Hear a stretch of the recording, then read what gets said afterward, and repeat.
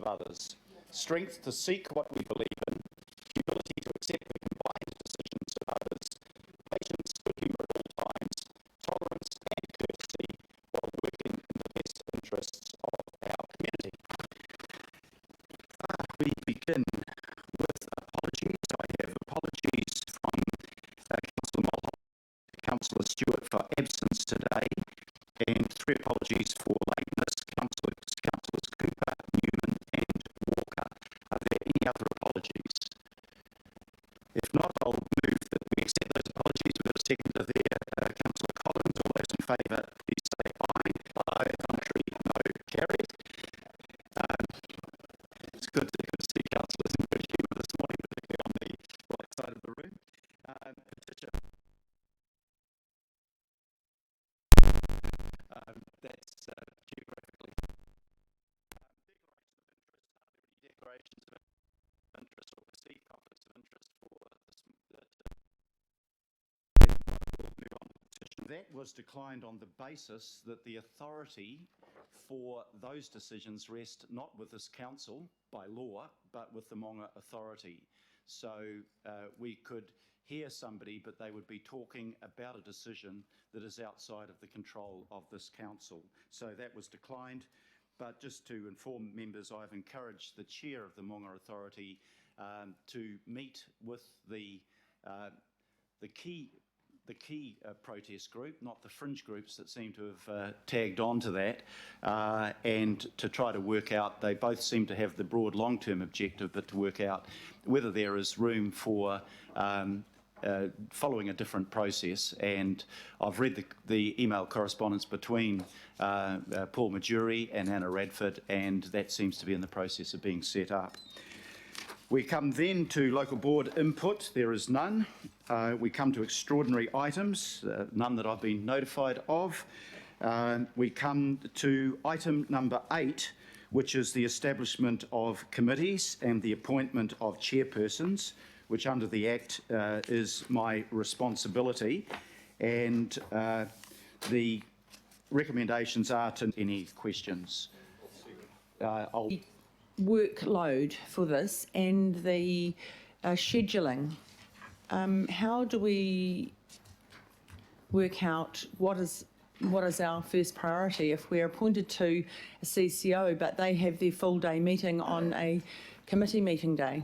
What is your expectation? And also for councillors feeling like they cannot contribute in their main job if they have to go to a CCO meeting? Yeah. The first priority, I think, of any member of the governing body is the activities of the governing body. This, however, is part of the role of the governing body, and I accept immediately that there is a significant workload that will be involved for those councillors that take on the responsibility of liaison councillor. What we are trying to do is to deal with any timing conflict between board meetings and the meetings of committees of this governing body, and we'll come back to you as soon as Sandra is trying to work out what the scheduling of each of those meetings are. But I immediately accept that it is time consuming. I thank those who have indicated a readiness to take on that commitment, but first and foremost is your mainstream role as councillor, but being a liaison councillor is actually in line with that role. It's just a time and a commitment factor, and I acknowledge that to all members who have shown an interest in taking that on. Councillor Filipaina, did I see your hand up? Yes, Your Worship. Look, it's in regards to the portfolio leaders' roles in terms of reference. At what stage with the process, at what stage will there be any input or discussion? Will there be a discussion in regards to the terms of reference for their roles? I'm happy for that discussion to take place. What is clear, and I think we've had a direct discussion, is that the portfolio holder, excuse me, will need to work through both the mayor and the chair of the committee, and the portfolio holder doesn't have the right to make up policy as an individual. They have to act within the policy decided around this table. In fact, like everyone does, including the mayor. Sometimes I'm reminded of that. What it does do is it gives the portfolio holder the ability to work with staff, to work with the committee of the chair, excuse me, to work with me, and to put their energy into an area that they have a particular passion for, and to bring suggestions and recommendations to both the chair of the committee and the mayor, and when there is agreement around that, for those recommendations to go back to the committee. So the committee is ultimately the arbiter of what decisions might be taken in that portfolio area, if that helps. It does, Your Worship, and I hope there's an ability to work through the terms of reference if during, say, the next year there are issues, complications that may arise. Yep. For us to have a further discussion, because I think it's important, because it is the first time that we've had portfolio roles within this council, although I know of Manukau City Council having myself and David Collings as portfolio holders for transport in the 207-10 triennial. But I'm glad that you've said there is still the ability through this process to talk about it if anything comes up that we haven't foreseen. Yep, no, that's absolutely the case, and thank you for raising that point. Portfolios are new on this council, but they're not new across other councils. But we'll undoubtedly find things that we need to sort out as we work through that process. But I think with goodwill between the portfolio holder, the chair of the relevant committee, and you'll be the chair in the case of many of those portfolios, and myself, we can get the benefits without getting unnecessary complications out of it. Because there will be a question, who speaks for council? Well, anyone speaking for council has to speak on behalf of what the council policy is, but there is plenty of scope, I think, to give people that additional responsibility to do some of the mahi that's involved in these areas, and to work closely with you, other committee chairs, and myself to progress those areas. And I thank those that have indicated a passion for and an interest in those portfolio areas. Councillor Darby. Thanks, Mayor. Can we just go to the red? I'm wondering what's going on there. I remember back 3 years ago when we were naming the committees, we understood what the terms of reference were and their main focuses were, but we didn't try to reflect that in a name. Now, I'm thinking no one is going to say the Parks Arts Community Events Committee. They're going to say the PACE Committee. Yep. And then it's going to become meaningless. And you've got to think about the community and how the community reads maybe media or reads reports about the work of a committee. I know what's going to happen. It's going to go down to an acronym, and it's going to be really meaningless. I think I would prefer to hold it with the community committee and keep telling the story of what the remit of that committee is, rather than try and explain it in a name that is going to become an acronym and pretty meaningless. So maybe somebody has been thinking why we should go to Parks, Arts, Community and Events, and I'm happy to hear that, but at the moment I would prefer we stay with Community Committee. Thank you. That change came at the request of the chair of the committee, Councillor Filipaina, and it was just to reflect, I mean, the problem with community also can mean anything. I agree it will become an acronym because we're very good at acronyms, but in that acronym are 4 of the key component parts of that portfolio. So I was happy to accept it. I think people will become familiar with it pretty quickly over time. But Councillor Filipaina, I don't know whether you want to add anything to that behind your desire to name the committee Parks, Arts, Community and Events.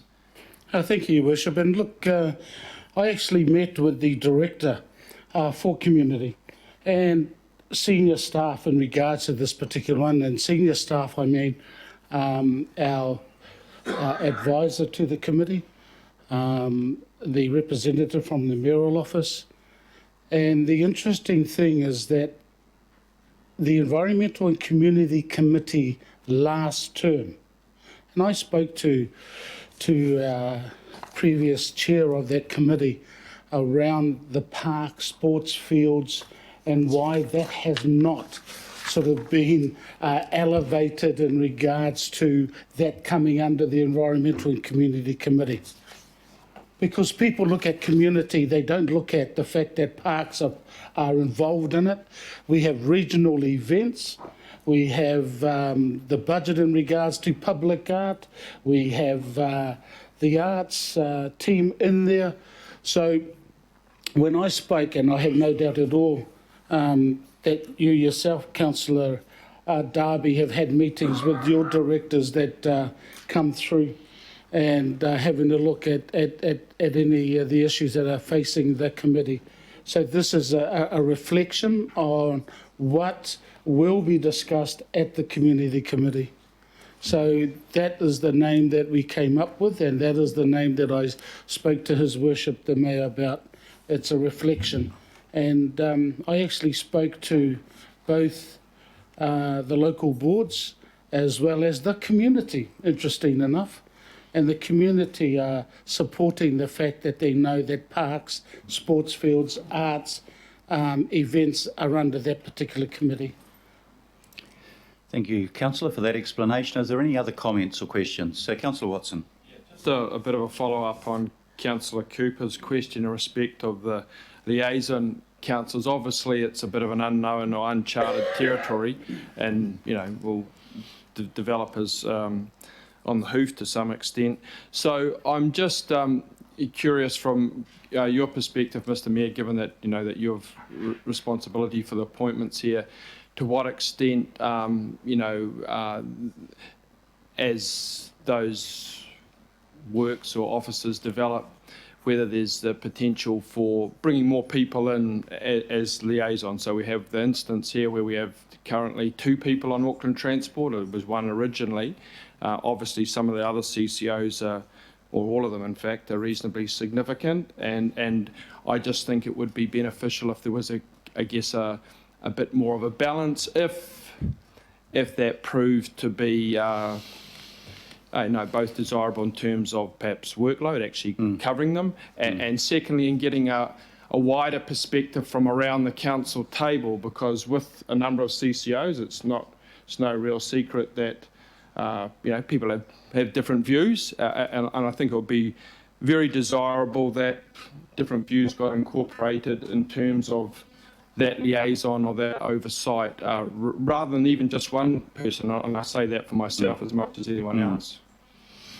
Yeah, thank you. I think that's a reasonable question. The liaison councillors, I thought, was important to put in place even before we get the results from the review panel that's been set up, because there is clearly a public demand out there that we as a council take greater responsibility for understanding and monitoring what the CCOs are doing.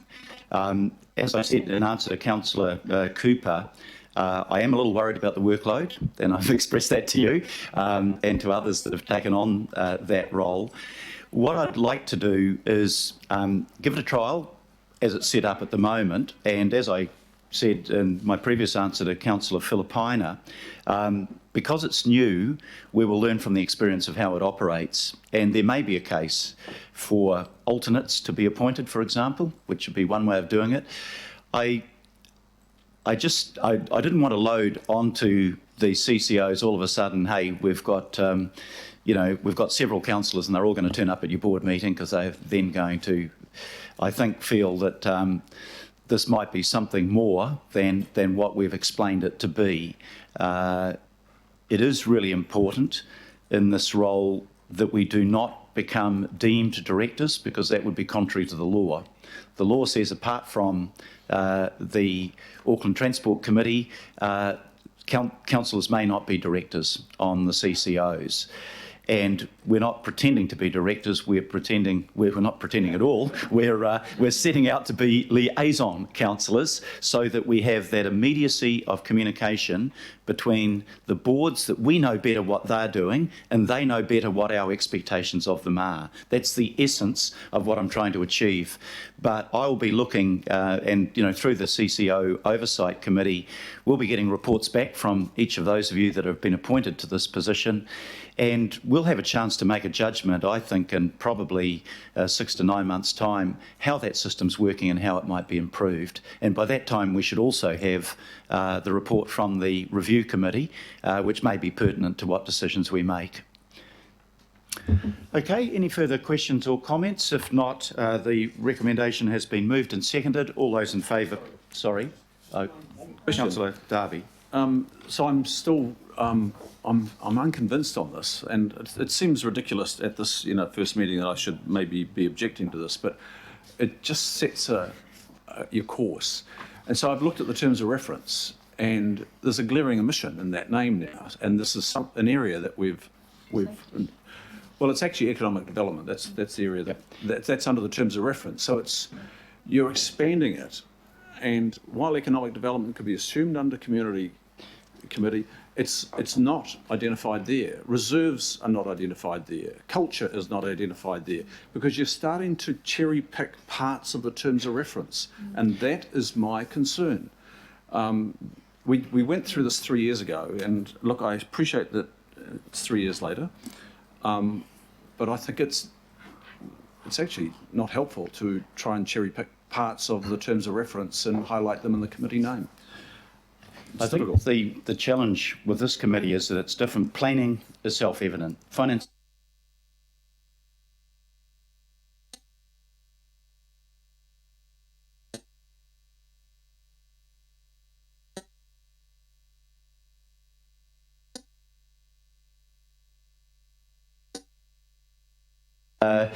It's back again. You could go to the ridiculous extent of putting everything in. We could have sports there, we could have culture, which is usually arts and culture, etc. But I acknowledge the desire of the chair of the committee, who had talked to council officers, to say, let's give them a bit of an idea of what it's about. Anybody that really wants to know what it's about will be able to see what it's about from the agenda. I don't think it's a huge issue. I understand your concern, but at this point, my inclination is to follow the recommendation of the chair of the committee, and that's why it's being put as an amendment. That is a request coming from the chair, who has been given the responsibility of leading those items, and I give weight to his opinion. Okay, all those in favour, please sit. Sorry, Councillor Casey. Deputy Chair of the committee would like to support the Chair in the naming of the committee, because I think pace will be used, and that's that the committee will act with pace on all the areas within our responsibility. Thank you. Thank you, Councillor Casey. You've just opened it up again. Yeah, sorry, Councillor I'm Cooper. going to chip in because I do. Look, I understand the passion of both of the chair and the deputy chair, because this is them to it. This is their passion, but I know safety is as well, and that's not in there. For me, as the regulatory committee, I could list about 7 different functions, and people say to me, "What does the regulatory committee do?" Because it's not in the word, and I'm not proposing that the regulatory committee has building consents, compliance enforcement, policy, resource consents, bylaws, certification, and everything else, because I think that when we talk about pace, which is what will happen, people will go, what is that? And that is my concern. And no reporters are going to write the whole thing down. So it'll end up being called that too. So I just wanted to support Councillor Darby, because I do think that we really struggle with being too wordy at council. Just look at the titles of most of our staff. You can hardly get your head around them. And it's not people friendly. So I'm just wanted to support Councillor Darby on that. I'm all for the succinctness of our titles and making sure that people in the community understand what we're talking about. I understand that side of the argument as well. It's a case of preference, and in my case, of listening to the chair and the deputy chair of the committee, and that's what I want to give in my decision, what I want to give precedence to. But I can put that as a separate item if you want to have a vote on it. I've taken on board your concerns, but sorry. We won't ask for a repeat of the interjection. It might have been humorous. So you know, that would be my preference. So look, it's not one-sided, but we have an indication from the two key people on the committee that's the way they'd like to go, and generally we give some weight to their opinions. So I think I'll put unless there's a request to have it taken separately, I'll put the resolution as a whole. All those in favour, please say aye. Aye. To the contrary, no. Carried. Thank you very much. Right, we come now to item number 9, and if I can ask Marguerite Delbay and Warwick McNaughton to come to the table. We're looking at the terms of references for each of the committees, and just while they're being seated, to explain, every councillor got a copy of the terms of reference. We got feedback back, thank you for those that did that. And then we've got council officers to go back to either adopt what you've recommended or explain why it might not be appropriate to adopt. And I think where we've got to on this is that people were generally accepting that the terms of reference were appropriate. But we did, I thank officials for being painstaking and going back to members and having that discussion. So I'll put the recommendation just to put it on the table, adopt the terms of reference and authorise the General Manager to make minor amendments. I've seconded the Deputy Mayor. And Marguerite, do you want to lead, or Warwick? Good morning, Mr. Mayor and councillors. So, first of all, apologies from Steve Van Kempen, who did a lot of work on this. He's away sick, but I just really want to acknowledge the amount of work he's put on into this. Basically, the terms of reference describe the remit of the committee's business, and also list things like the membership and the quorum. So we hope they have captured all the decisions and discussions that have been made accurately.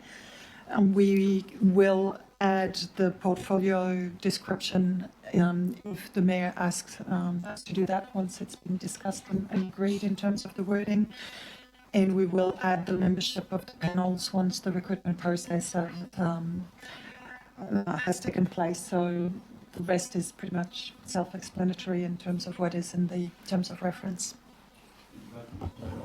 Warwick, anything you want to add to that? Okay, so we'll open up for questions. Questions from councillors. I know you've had one-to-one, so you may have had your questions answered, but no questions. Any comments?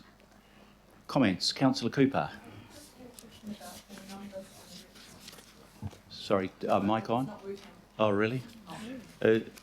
Can we? There you go. It's resurrected and then died. Yeah. Something happened. It Yeah. rebooted itself. Just in terms of the numbers reduced from last term, and I struggled to get a quorum sometimes, even with 11 people, and now there's 9. I just wondered if there was any reason for that. There is quite a workload, and as long as people will take it seriously, I guess, and turn up on time. Any reason why there was less? I'm not sure. Well, we'll put that to officials. I don't think it came up as a conscious issue, was it, as to whether the committee size be 9 or 11? But let me know if how we got to that. We were guided by your decisions in your office, Mr. Mayor. So we didn't make any decisions from a staff perspective on the numbers. Yeah. Councillor, I'm reasonably flexible on that. If there were other people that wanted to go on regulatory, Maybe we could just see how it went. let's give it a try. And To be open to adding more Yeah. if it's not working out. yeah, no, absolutely open to that. There's no specific reason why it needs to be 9 as against to 11, to the best of my knowledge. Councillor Walker. Yeah. I actually think we probably had an additional member or 2 members who requested to come off that committee, is probably the short answer, Councillor. But if you are having problems with a quorum, let's come back to it, and we may need to seek councillors prepared to take on that extra workload. Councillor Darby. Just checking on the bi-monthly meetings that are identified here, finance, environment and climate change, and the PACE Plus committee. So when we identify in the terms of reference that there is the bi-monthly meetings, does that mean any extra meeting is identified as and considered as an extraordinary meeting, or you can still add if the demands of, say, environment and climate change say that we really need an extra meeting in there, are they then identified as extraordinary meetings, or is it there's parameters there to just plug it in? It depends on the ability to fulfil the notice requirements, basically, in the Act. If it's something that crops up kind of urgently and at the last minute, then it might not be possible to fulfil the notice requirements, so it'd be called as an extraordinary meeting. But if it's set ahead of time, then that could probably be deemed to be an ordinary meeting. Okay, so just in identifying them as bi-monthlies here and taking that into account, the staff, I gather, are comfortable that we're not constraining ourselves. I just want to check that really. Yeah. I think it will be a matter of also how the committees are run and whether they're run, quite at pace, and the decisions that are being made about the length of the working days will have an impact on it, but it will be. Obviously it can be reviewed at any time if it proves to be really too busy on a bi-monthly basis. Yeah, we did seek advice on that, Councillor, and the advice from officials was that, yeah, we could manage it on that basis. We're trying not to overload councillors with more and more meetings, but it's always that challenge between, if you put it crudely, it would be between democracy and efficiency. The chair will often want to hurry things along, and everybody also wants to have a say on an issue. So I just think we've got to be mindful ourselves of, before we take a call, do we really need to make that call, or has it already been said? That sort of thing. So the solution's in our own hands. But if we needed more, again, with any structure, you set it up after doing the right research, but you then test it against the practicality of how it's working. And if there are lessons to be learnt and changes to be made, we'll make them. Okay, Councillor Newman. Good morning. The Reporting Committee, CCO Oversight Committee, the approval of the Statement of Intent, the monitoring of the quarterly and half-year and the annuals, we do that on a quarterly basis. This is meeting monthly. So what are we doing in between the times when we're doing that quarterly oversight work?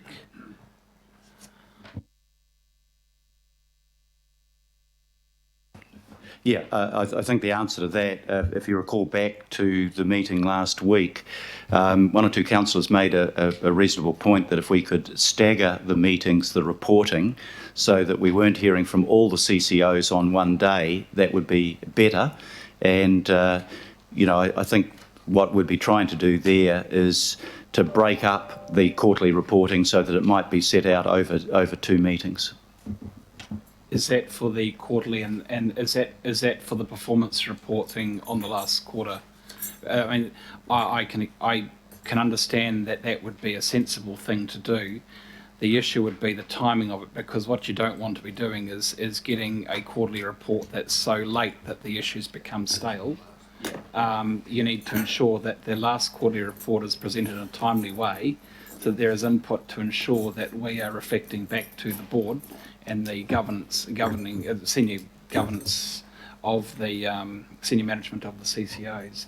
So can that be done at next month's meeting, or is it basically a situation whereby the CCO monitoring committee might have to be meeting possibly over 2 days in the same month to ensure that the quarterly reports are all addressed in a timely manner. I accept that's a point, and you don't want to sit on a quarterly report for a month before you get to it. And it may be that there can be some flexibility around the timing of meetings, as with any of our meetings. You know, sometimes we have a very light agenda on some of the meetings, and the meeting will take no time at all, or the meeting, with the agreement of the members, could be cancelled. At other times, however, you might find that you need to meet more frequently without waiting for that time delay, and so we should try and have some flexibility around that. The CCO Oversight Committee is a new committee, and it may be that members will want specific issues to be addressed that don't simply relate to a quarterly report. There may be an issue that comes up with the CCO where a member of the committee or the chair of that committee or the deputy chair might say, hey, let's use this meeting to delve more closely into the question of what the CCO is intending to do on this subject. So without wanting to create work for you, the idea of the Oversight Committee is that you do have that flexibility to bring people in. So it's not just the CCO's meeting with the Mayor quarterly, but appearing before a committee when there's an issue pertinent to that committee that the committee may wish to examine the CCO more closely on. But there may be some comments from staff members, particularly around timing. Obviously, the ability to stagger is agreed, but the timing, whether you wait a month before you have the quarterly report made to the committee. Do you have any thoughts on that? Through you, Mr. Chair, I think it will be up to you, but when we were talking about this committee, and this is reflected in the last bullet point under key responsibilities, we were going to try to develop a work program which has a schedule that tries to strike a balance. So just maybe, yes, wait for a month for some quarterly reporting so that you can have a more even workload. We would presumably still get the quarterly report at the time that it was delivered to us individually. So if there were pressing issues, then you deal with that as a priority in the first meeting. If it was a routine report, and Councillor, a lot of those reports are pretty routine, you might be able to afford to wait. But I think it'll be a trial process on that. Okay, oh, sorry, you've got a supplementary, Councillor? I mean, the point, and I think you understand this, Your Worship, is that the nature of the work here under the key responsibilities is quite lumpy, and it is important for us to be able to have timely access to the senior management and the boards of the CCOs as a committee of the whole. And I would assume that the chair of the committee will work to ensure that we can have access on that basis. Yeah, you'll both have the report, and I think the chair will look at it together with the deputy chair and say, okay, these are the ones that we need to do as a priority. There are some pressing issues here, or this is a routine report. If it needs to be left till next month, there won't be any issues around that. But the officers will work with the chair and the deputy chair to get a workload that, as Margarita said, really strikes the balance so that you're not overloaded at one meeting with nothing to do on other meetings. Okay, Councillor Walker. Also, I've got 2 or 3 questions. The first question is just around the shift to bi-monthly meeting, and the context around the question is around how we're going to manage the business of the council and what forecasting has been done around issues, for example, that we already have in train, issues that we know that are coming up, the opportunity for public input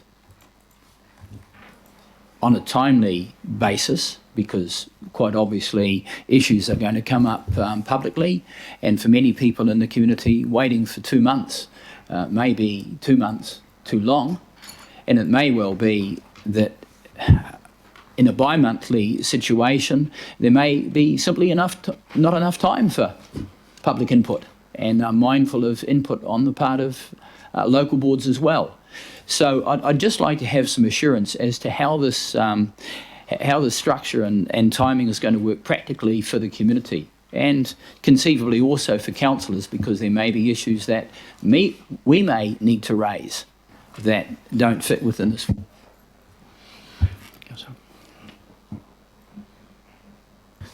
Your Worship and councillors, just to point out that for cases of real emergency, all of the committees of the whole, the key ones, have the delegation. The committee has the powers to perform the responsibilities of another committee where it's necessary to make a decision prior to the next meeting of that committee. So something really urgent can be considered by the next upcoming committee of the whole.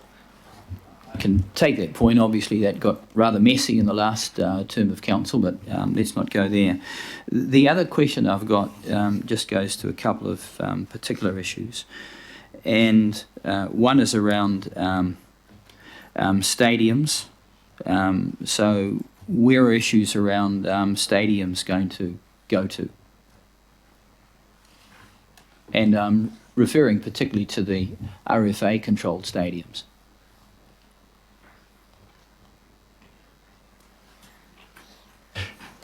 Well, officials are thinking about the answer to that question. The stadiums could well come under the CCO Oversight Committee, because RFA Okay. will be appearing before them, and that is probably where I would imagine that it would go to. But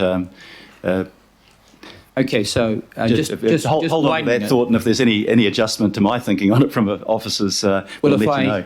if I add some more context, quite obviously there are the stadiums that are under RFA, but then there are a number of other stadiums that aren't under RFA, but which are also stadiums.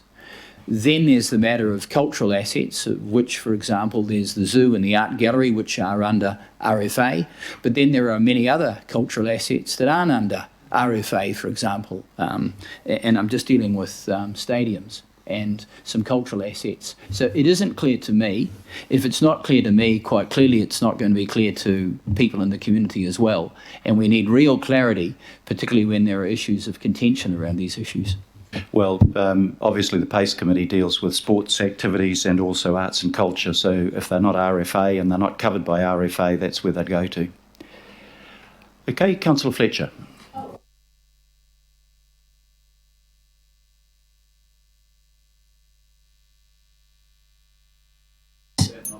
It's working now. Trying to accommodate our paperless system, and it's difficult sometimes flicking from one to the other. Firstly, I congratulate you. I think if there was one thing that came out of the election campaign, it was a desire for there to be more oversight on the CCOs. So I certainly welcome the inclusion of this committee in the work of councillors, and I also think it's helpful that all councillors, it is literally a cow. It's a committee of the whole. So that is something that I welcome, and I think the chair will do an excellent job in trying to better meet the expectations that the public have for our CCOs. My question relates to the interface between the Appointments Committee, which has under the delegations, which we'll discuss shortly, approve of policies relating to the appointment of directors, all policies, the appointment of directors and trustees for CCOs and COs.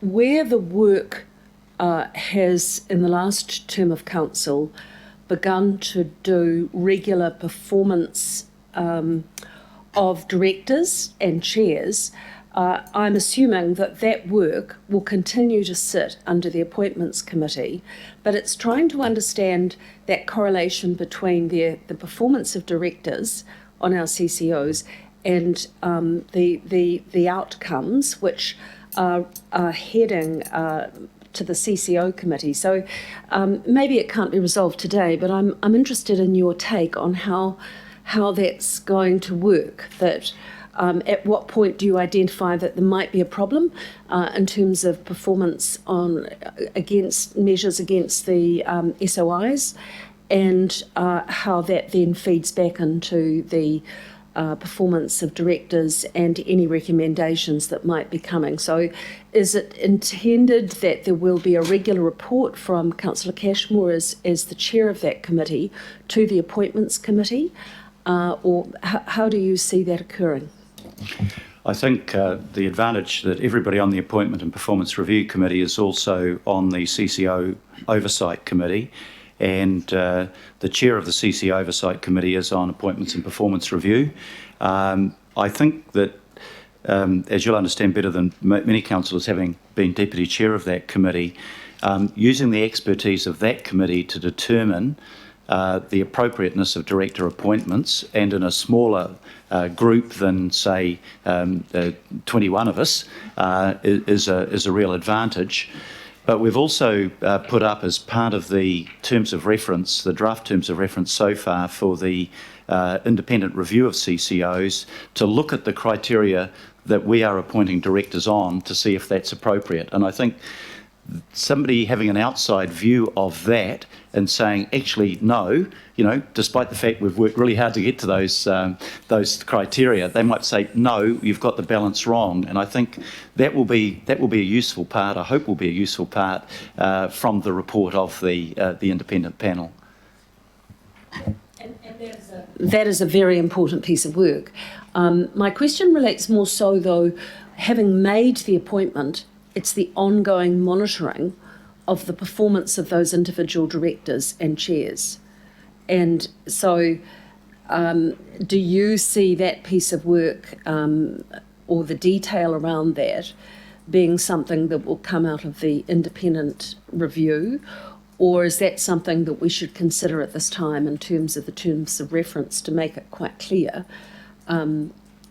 around that ongoing monitoring? Yeah. I mean, I'm God forbid, but you know, we appoint a director that may not turn up on a regular basis, that may only stay for a short period of the board meeting, that may be unable to work as a team.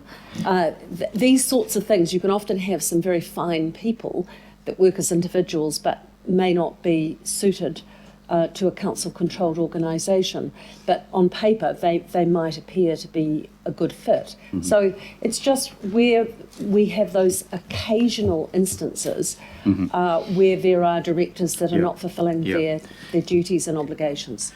In the first instance, that's going to be a responsibility of the chair of the board, because what we are not wanting to do as a council is to constantly interfere with how that board is operating. We think we'd be in all sorts of trouble if we did that. And the chair has a clear responsibility to ensure the performance of his or her fellow directors.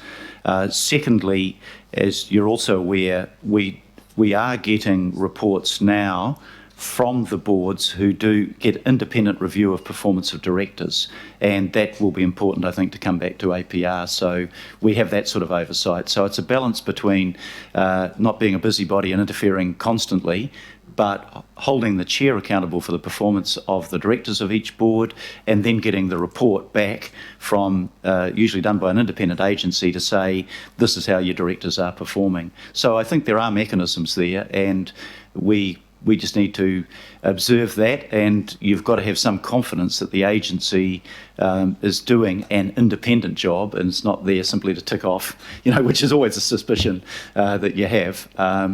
But if the system has integrity in terms of those performance reviews, we'll look at that, and where somebody is underperforming, they either need professional training or they need to go. Well, I certainly see this as a step in the right direction, and I hope will improve the governance of our CCOs. So congratulations on taking this step. Deputy Mayor Cashmore. Mayor, and I'd like to thank Daniel, Councillor Newman, for his question and comment, because it brings up a very important point. The CCO committee, as a committee of the whole, is relatively new in the context that there's also a panel reviewing this work, and the fact that we are 10 years young in the process. So I'd just like to give all councillors absolute clarity and confirmation that we will be developing a work program with you, a program together, and then that work program will be on each agenda item each month, so that people have an ongoing degree of transparency of what's been done and what we're coming up with. And it gives iterative, so as things move, we will have the flexibility to change with it. This is a process that we developed with audit and risk and with strategic procurement, and it seems to have worked quite well that everyone's directly involved. So I want to make it inclusive as we can, Mr. Mayor. Thank you very much, Deputy Mayor. Councillor Casey, last comment, I think. That In signing off these recommendations, you bestow upon me the overlordship of the panels again, for which I am very grateful. But I'd also like to say thank you to the councillors who have volunteered to be the liaison councillor for each of them. And Councillor Bartley's taken up the disability panel, Councillor Young, the ethnic panel, Councillor Collins, thank you, the Pacific panel, Councillor Hills, who's having his cup of tea, the Rainbow panel, and new councillors I'm particularly grateful to, Councillor Tracy Mulholland, who's not here today, who's going to be the wonderful new liaison councillor for seniors, and Councillor Shane Henderson, youth. What age are you again? The youngest. You're the youngest councillor in the room? By 6 months. youth adjacent rather than youth, I think. And I also think the Mayor has made an inspired choice in placing Councillor Alfie in charge of the Parks, Arts, Community and Events Committee, and I'm looking forward very much to working with him over the next 3 years. Thank you very much, Councillor. If there's no further comments, Councillor Walker.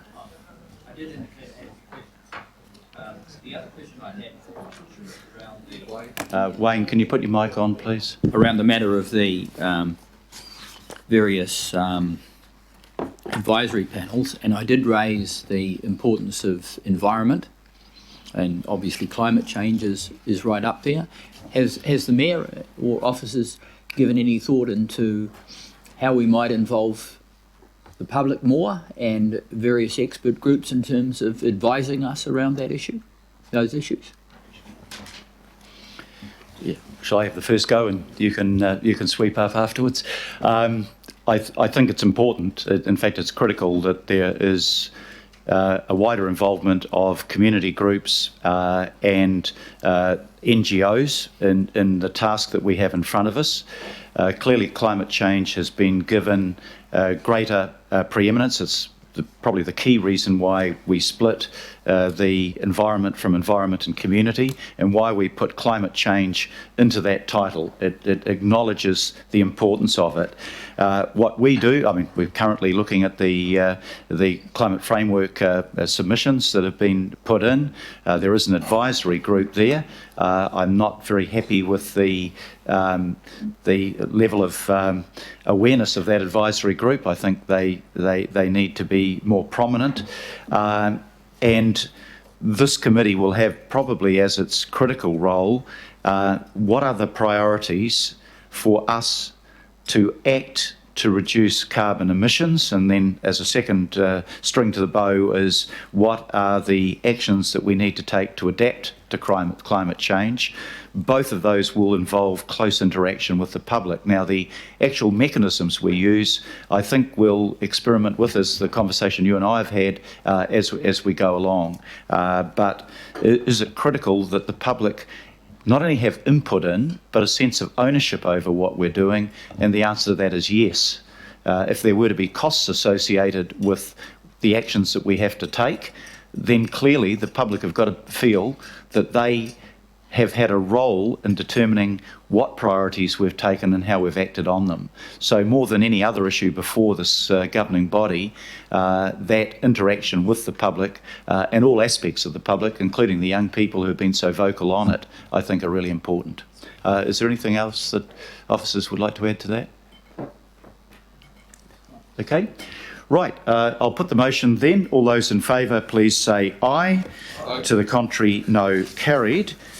We come now to item number 10, local government appointments to Local Government New Zealand, and Marguerite Stays, and joined by Kieran O'Callaghan.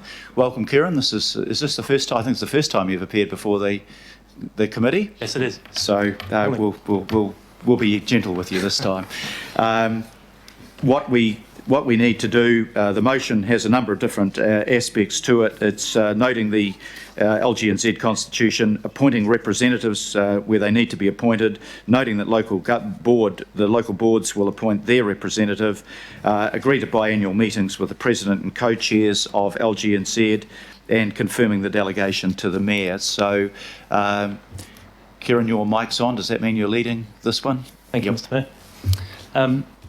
Local Government New Zealand will be familiar to all, if not all, members of the governing body. LGNZ is an incorporated society. We're made up of zone and sector groups, as well as subcommittees, with its executive committee being the National Council. Following the annual general meeting in July this year, there were some key changes made to the constitution, which we should highlight. First key change, particularly as it affects councillors, is that Auckland Council no longer sits within Zone 1, instead forming a group in and of itself. So we won't be a member of Zone 1 with the district and regional councils to the north. The second key change is around the constitution ensuring that there are 3 representatives of Auckland Council sitting on the LGNZ National Council, including the mayor, 1 other member of the governing body and 1 local board member who would be selected by local boards. There's also a need to appoint representatives to the appropriate sector groups of the metropolitan sector and regional sector groups. So the purpose of this report is to provide an opportunity for the governing body to appoint its representatives to attend the particular meetings. Thank you very much. I can't move the resolution yet because we've got to determine, in answer to B and E, who our appointees will be to those particular bodies. I will ask councillors to note that obviously by law I'm appointed to the National Council, and there is 1 other councillor to go on the National Council, the council plus a local body, a local board representative. And I think also in relation to the metropolitan sector, that is made up of mayors, Marguerite. So I'm the appointee on that with your concurrence. The second appointment that we need to make today is the appointment to the regional sector group, and we have some other appointments that will be made later. To Mara Tua, Alfie, you've been on in the past. We've just got to wait for them to invite us to make an appointment. On the Mayoral Task Force for Jobs and the youth sector, again, that will be made subsequently. But what we have done on these 2 positions that are open for nomination is to seek expressions of interest. And if I just foreshadow what those received so far have been, for the appointment to the National Council, I've received expressions of interest from Pippa Coombe and from Wayne Walker. And for the regional sector group, I've received just 1 expression of interest, Bill Cashmore, who's previously been on the committee. So let's open it up for questions, and should we do questions and comments together here? And I have Pippa Coombe followed by Councillor Casey. Could I just a point of clarification, Mr. Mayor. In the item A, the mayor's alternate is actually appointed for the term. It's not meeting by meeting. That has been a rule change. So that actually needs to be resolved on as well. Previously, it was informally done that the mayor could send an alternate, but that wasn't even in the rules. So this is formalising that there is an alternate for the term. Yeah, my understanding, and I'll just get officials to clarify that, is that it's my responsibility to appoint the alternate. Is that a correct assumption? Warwick, we'll get you back up as the font of all knowledge in this area. We had some communication with Dr. Mike Reid at LGNZ about this. From memory, the actual words in the Constitution refer to the Mayor appointing an alternate in writing. I was just going to check that, but it was certainly the substance of the communication with LGNZ that it's yourself that advises them in writing if you're not attending who your alternate will be. Okay, and that's for the whole term, as Councillor Coombe has we didn't suggested? Get that impression, no. Okay, we'll just double check that point, Councillor. Yeah. Anyway, it's not my intention to determine the alternate at this point, but I'll do that subsequently. But if we can get some clarification around 2 aspects. One, the critical one is whether it's for the term, I think. Okay, so let's, other comments. I've got Councillor Casey. Question. Kieran, could you just say a little bit about the gender balance currently on the National Council at LGNZ?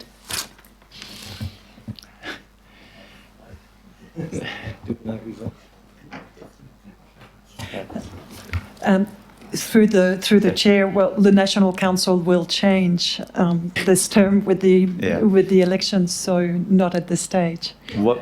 Understand, but what has been the current balance of the National Council? Just off the top of your head, I'm trying to remember actually. I strongly suspect it's very male dominated. Really? Yeah, that will come as a surprise to you, Councillor.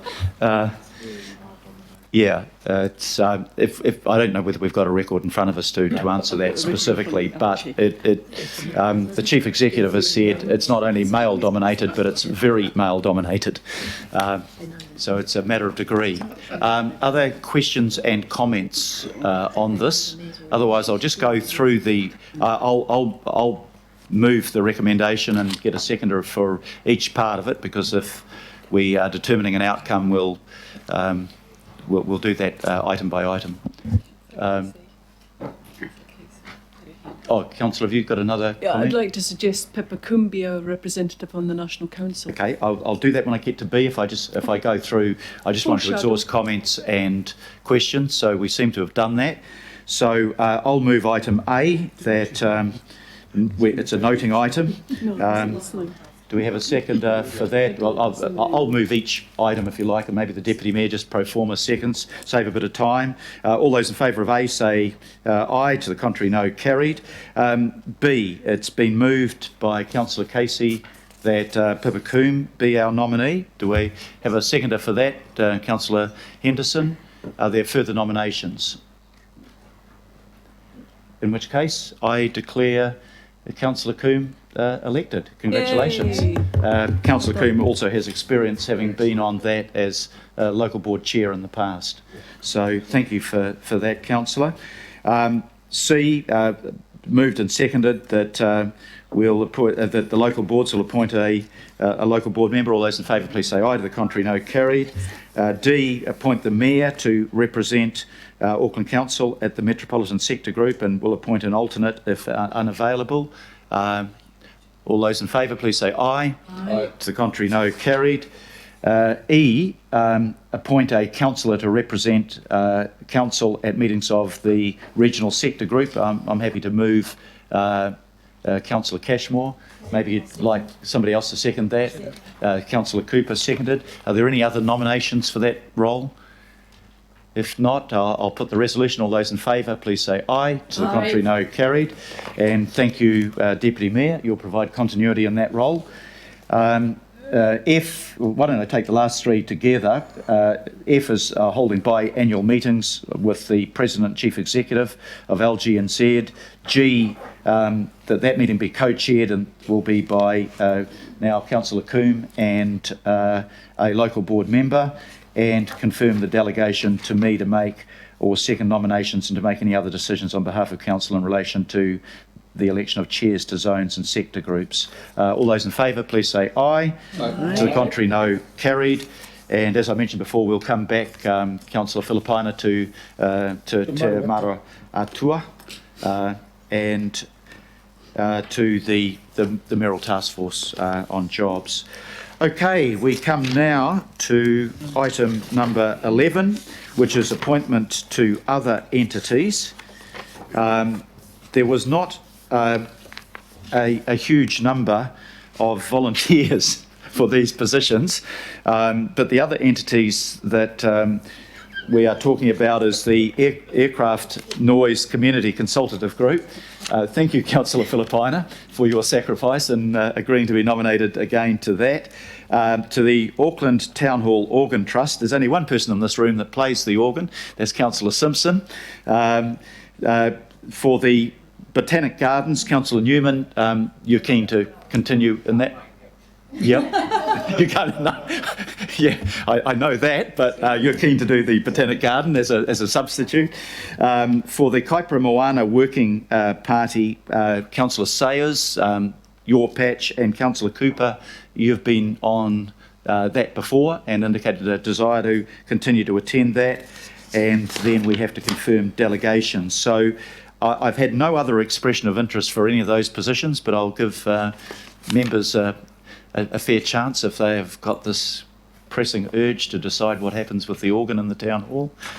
You're safe, Councillor Simpson. So I'll move those recommendations. Oh, sorry, I should have asked officers if they had any other comment they wanted to make. It's pretty straightforward. Moved, seconded by the Deputy Mayor. No further discussion or questions. I'll put the resolution. All those in favour, please say aye. To the contrary, no. Carried. We come now to appointments to co-governance and co-management entities. And just so, have I got Dominic Wilson here? I've kind of subsumed officer's role in the last item. Dominic, is there anything that you want particularly to say here? We again have four positions, I think. The Hamlin's Hill Ngāti Whātua Ōrākei Reserves Board, the Parakai Pools, Recreation Reserve Board, and the Tupuna Monga Authority. And on the screen, you can't see all of it, but there are nominations there, but this is subject to agreement by the governing body. So if you just flip up the screen a little bit so you can see the last items. But Dominic, you might like to talk briefly to this item. I'll move it formally. Deputy Mayor, seconded. Thank you, Your Honour. Nothing further really to add, I think, actually, sir. I think the... Yeah, I've become... Your Honour. I'm either Honourable or Your Worship, but nobody's ever suggested I have the status of a district court judge. But thank you for the promotion. So nothing further, Dominic, that you want to add on that? Okay, so it's been moved and seconded. We'll open it up for questions or for comment or for alternative nominations. If again, it's usually pretty straightforward, this one. Councillor Casey, your mic is on. Is it because you want to take a call? No. Any other comments or questions? I'll put the resolutions then. Would you like me to take it item by item where we're confirming, or take it as a whole? Take it as a whole. Okay. All those in favour, please say aye. Aye. To the contrary, no. Carried. Item number 13. Is the recruitment process for the Independent District Licensing Committee members and the Independent Resource Management Commissioners for the coming year. And if I can get Marguerite Dalbay and Jessica Carter to come to the table. Again, I will move these. It's been seconded by Councillor Cooper. There has been some change from what was initially advised to me, but B, the nomination B1 is Councillor Bartley. You're happy to do that. And B2, I've now got Councillor Henderson. I did have Councillor Watson before, but John, you've opted off that one, have you? Mr. Chair, may I speak to that, just as the chair of the... Okay. Councillor Watson was very happy to do it, but he's got a significantly important issue coming up on one of the important days in his community that's been waiting for a couple of years. So Councillor Henderson has happily said he will take over, and I cannot chair this because of my conflict with the Licensing Trust, so that's why the Deputy Chair of the Regulatory will be taking this over. Okay, thank you for that clarification. I just needed to check that my information was correct. Marguerite or Jessica, would you like to speak to the item? Good morning, Mr. Mayor and councillors. Just a really brief summary about the key points of this report. To start, the Auckland Council contracts 2 pools of independent commissioners. The Independent Resource Management Commissioners, and 2, the District Licensing Committee members. The contracts for both of these pools expire on the 30th of June 2020. So in 2017, both of those pools were recruited at the same time. This report seeks approval to stagger this process by commencing the District Licensing Committee recruitment process this month following the meeting, and then extending the Resource Management Commissioners' contracts by 6 months to December 31, 2020, so that second stage of the recruitment process could commence on the 1st of July following the DLC process. So essentially a report to the Regulatory Committee in May 2020 would then seek approval to start that recruitment process for independent resource management commissioners and the appointments that follow. The report also seeks approval to appoint a selection panel for the DLC interviews. We propose that the district licensing structure comprises approximately 5 chairs and 5 to 7 members. This is a smaller number than the current structure of a total of 16, and that's due to a very recent change in the Sale and Supply of Alcohol Act, which reduces the members' workloads for their work in temporary authorities. Thank you. That's all reasonably technical, but it's open, first of all, for questions. If councillors have got questions, it's largely about process.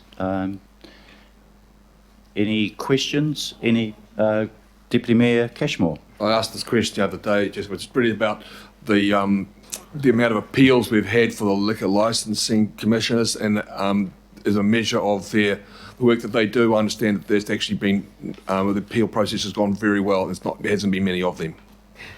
No, that is correct. There haven't been many appeals.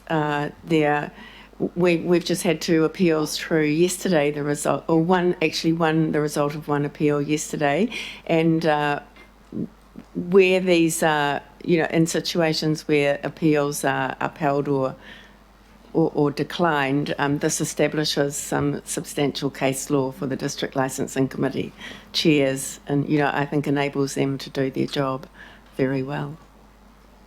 And the track record is that the decisions made by the committees have generally been upheld by the court. Yes, they are robust decisions. They're working and they're understanding the law, yes. Even if they're making the law sometimes. Okay, any further comment from around the table? If not, I'll put the recommendations. I thought, didn't I move that one? We've moved at such pace. Maybe I didn't. I thought I'd moved it at the beginning. I'll move it. Seconded by the Deputy Mayor. My apologies for that. All those in favour, please say aye. Aye. To the contrary, no. Carried. Just as a point of information, we are getting through at a pretty good pace today, so I've requested that the lunch be served over on the 26th floor rather than in this building. I presume there's no objection to that. Most of the other items are noting, apart from the coming item, the Convention Centre fire response. Okay, if there's no problem with that, we'll confirm that. Item number 14, Sarah Sinclair, who is the Acting General Manager of Auckland Emergency Management. And we are receiving this report, so I'll move accordingly. Do I have a seconder? Councillor Simpson.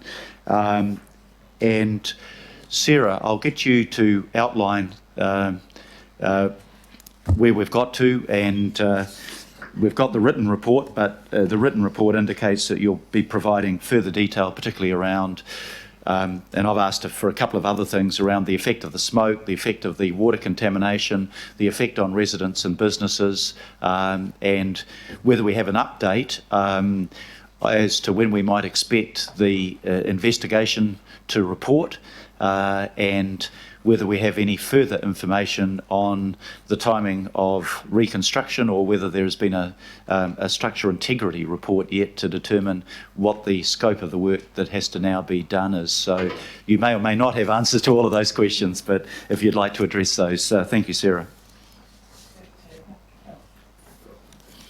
Through the Chair, thank you very much. And I'm afraid that a lot of this is still work in progress. So I'll tell you what we know so far, but a lot of it is still work in progress. So from an emergency response perspective, the response worked really well. As emergency management, our initial focus was early understanding, and we were invited to put a member of emergency response team into the incident response, so we had really good two-way information the whole time. And police, fire, St John's were all on site dealing with the people who'd been evacuated, the road closures, as well as the fire itself. The alarm went from a 4-alarm to a 6-alarm really quickly, and the 6-alarm fire, which is how the fire service rate them, was the highest rated fire we've had in Auckland. So it was a big fire. And obviously the effects of the smoke and the impacts of the firefighting on traffic then led to wider road closures. A key point about the smoke is that from the fire service perspective, all smoke is toxic. And this is because the smoke particles have soot in them, which is just the right size to go into your lungs, and for the smaller particles to actually be absorbed by your bloodstream. But that doesn't mean that the fire was burning any toxic chemicals. When we look at the water quality testing, it actually had the same sorts of things that we'd expect to see from any building fire. But the messaging from fire, which is their standard message, which they're really keen to keep, is that all smoke is toxic. And I think that led to quite a lot of concerns expressed from the public and media because of the perception that it must be toxic because of chemicals. So we did get queries from quite far afield about what the effects would be on things like water supplies, as well as water runoff into the harbour. And that's okay, because we were actually getting really good information from our in-house experts and from Auckland Public Health, and all working closely together on the messaging and stuff like that. But it is entirely understandable that people were concerned with these questions. Auckland Council, like many buildings in the central area, closed down our air conditioning intakes fairly early on. From sort of post-fire recovery, part of what all buildings had to do with air conditioning was to go through and flush their filters and things like that, which does impact on things like business continuity. So it's quite important to shut them off early, but obviously that impacted on the people in the building, and for that reason and for the effects on traffic, we were advising people to work in other places if they could, because of the congestion impacts from closing the roads in particular. And also any chronic illness sufferers were advised to keep away from the smoke particularly. In terms of, so the fire service worked really hard to contain the fire. It was, and after that to get their own investigators onto the site. So they gave the site back to Fletcher Construction last Friday, and Fletcher Construction are now conducting their investigation of the safety. That investigation hasn't progressed far enough along yet for our building inspectors to be involved, and the fire services investigation, although the site part is finished, the rest of the investigation continues. So everyone is still at that investigating stage of the next parts. In terms of the progress from response to recovery, Auckland Emergency Management and the Fire and Emergency New Zealand are working together on recovery planning, and that recovery planning is looking at, amongst other things, the effect on the local residents, people who live there and the businesses around there, and on some of the how people are going with clearing the air and eliminating odour from inside the buildings, because the smell of smoke lingers long after any of the effects. Again, that's not unsafe. It's similar to, in the words of one of our experts, buying a new sofa that's been treated with fabric treatment and it smells for a couple of days. But understanding what the impacts are on the wider sector is part of the recovery planning that we're developing with the fire service at the moment. The water quality, there were concerns expressed about the water quality again, I think, because of the in part because of the messaging from the smoke. Fens are allowed to discharge into the environment, but we were lucky that we were all able to work together to seek to manage effects. But the water quality had trace elements of the sorts of things that come from timber burning, which you'd get in a house fire, rather than anything more significant. We had early discussions with Mana Whenua on the Friday about the impacts of discharging water, because the basement, the structure of the building meant that as the fire was full, the basement filled with water, which left us with an issue of how to discharge a basement full of water. But working across the council group with Healthy Waters and Watercare, a solution was found for that managed the low level of contamination that was in the water. That's basically what we know for now, I'm afraid.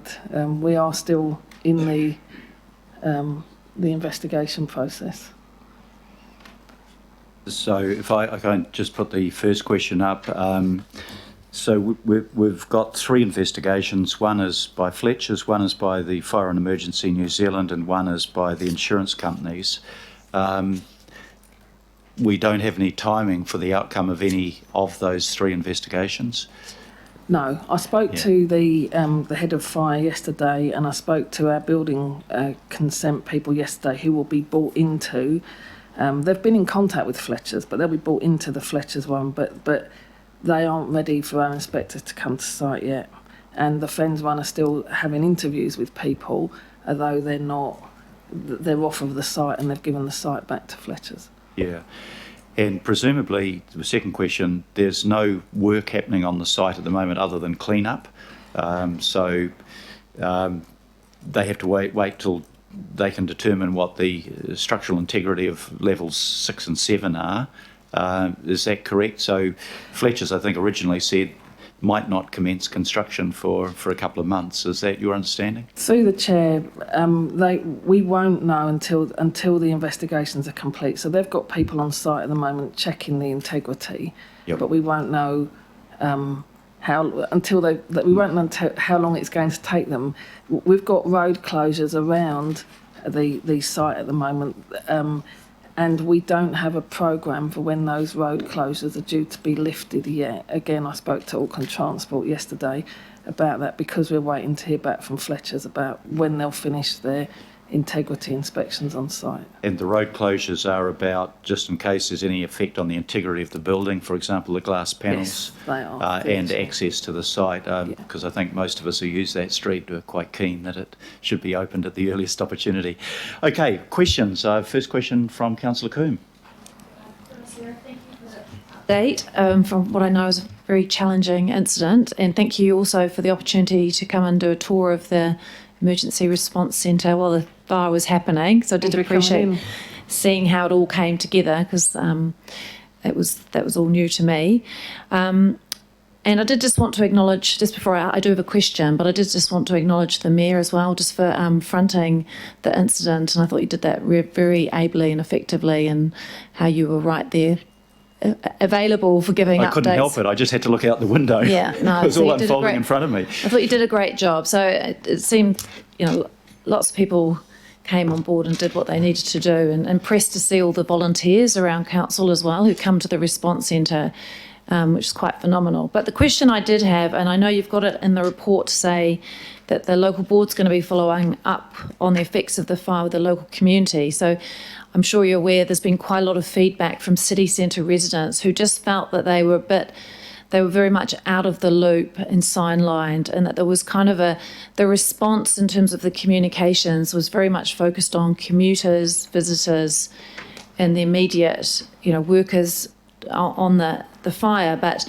that residents got just a bit forgotten and were sort of lumped together with people who've had very different needs, and that the messaging around just keeping windows shut for 3 days and don't going out was just didn't really acknowledge the life of 60,000 people who do live in the city centre now. And it wasn't helped as well because the media tends to start talking about the CBD, and we don't have a CBD, we have a very lively city centre, that just creates more sensitivity. So I guess my question is, I think it's more than just the fire effects, it's just what are we looking at in terms of how the improving communications, whether you're talking to the city centre residents group and what you'd see kind of going forward.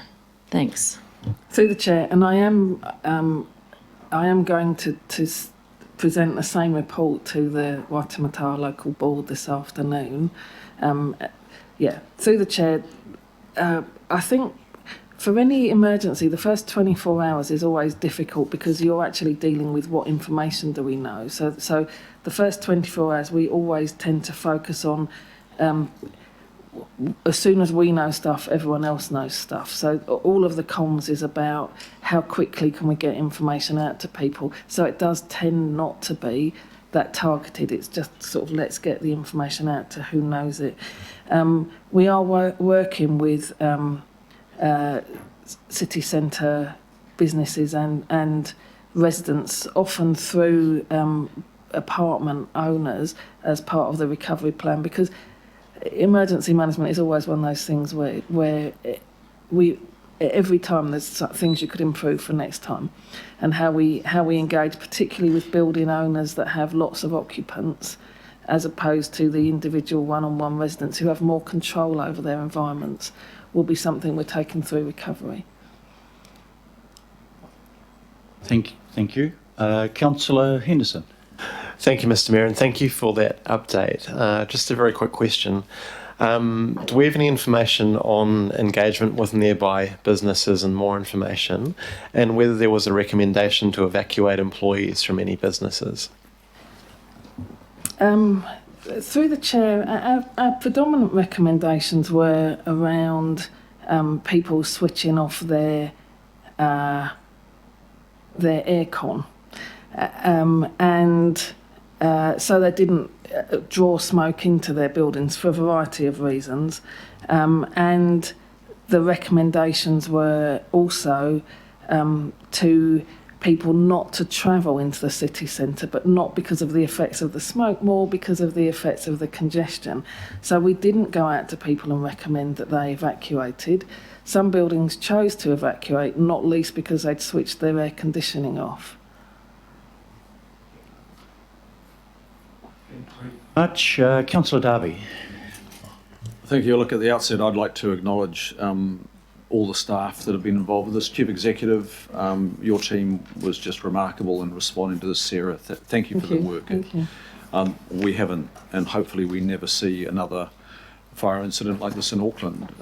It was just unbelievable watching it unfold from level 26. And I want to acknowledge the Mayor, as Councillor Coombe did as well.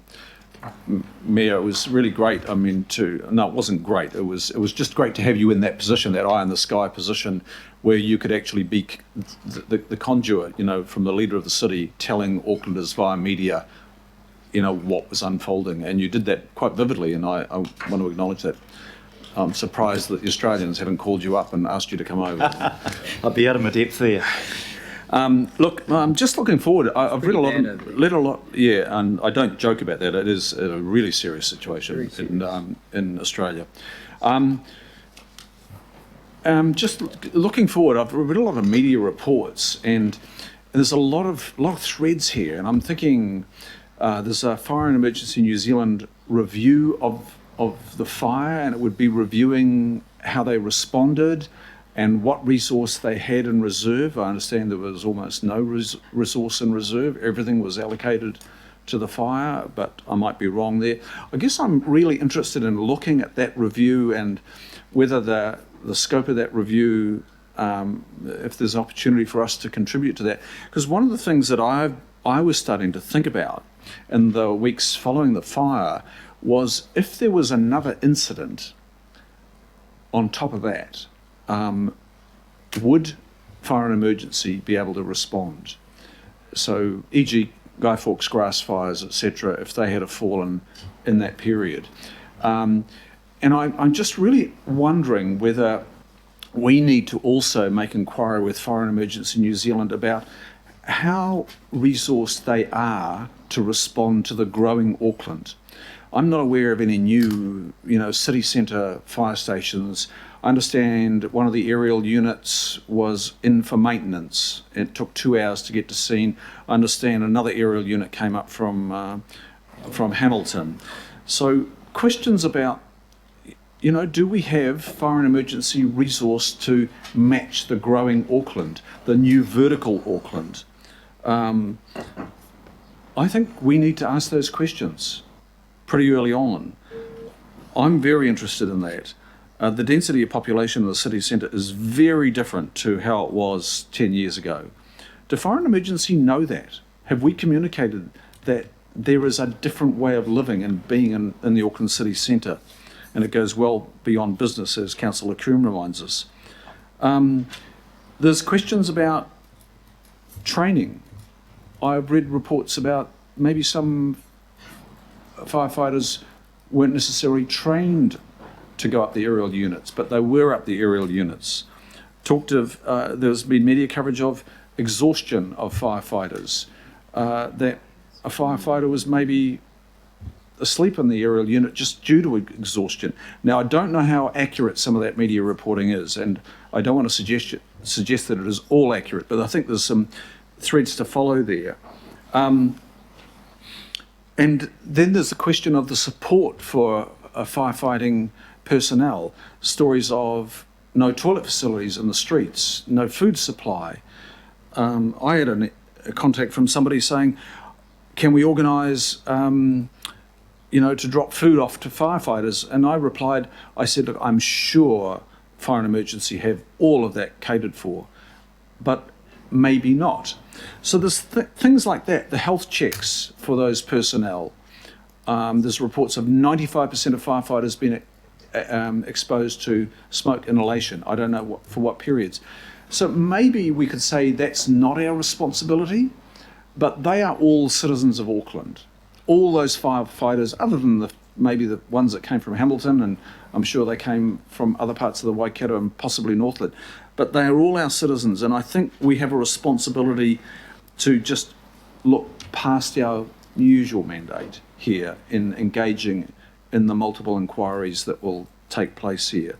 So I've laid a few questions there, Sarah. I'm just wondering if we have that opportunity to ask those questions. Through the chair, I'll answer a couple of different bits of those. First of all, although this didn't make its way into the media, there were other fires that the fire service were responding to at the same time. There was actually on the Tuesday, while that fire was breaking out, there was actually a fire alarm from a kitchen fire down the other end of Albert Street, for example. So we do actually have evidence of the fire service responding to other fires while that fire was going. Because that one came into the control room while we were having a meeting, so we were aware of it and the response.